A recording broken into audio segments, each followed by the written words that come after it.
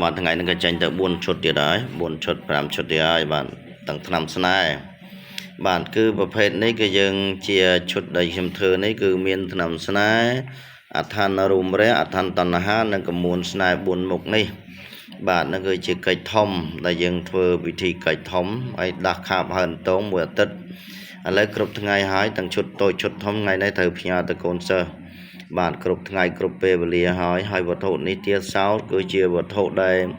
នាំនៅសេរីមង្គលទី1គឺខ្ញុំសាងចេញពីផ្កាប្រទាលចឹងវាអត់ប៉ះពាល់អីទេមិនយកឆ្អឹងខ្មោច7មច្ឆាដីខ្មោចដី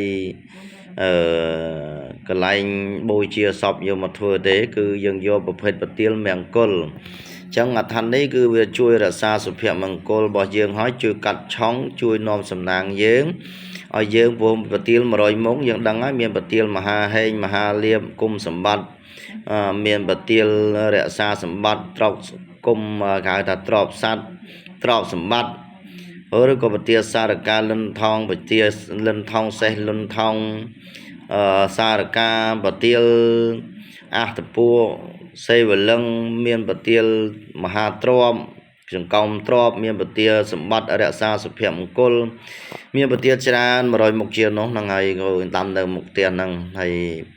ចឹងយកមកកិនយកមកសង្កត់វាចាញ់ជាឋានអង្គុយខាបគួយដាស់អាគមគាថាជាច្រើនហើយយកដើម្បីឲ្យកូនសិស្សយកទៅគោរព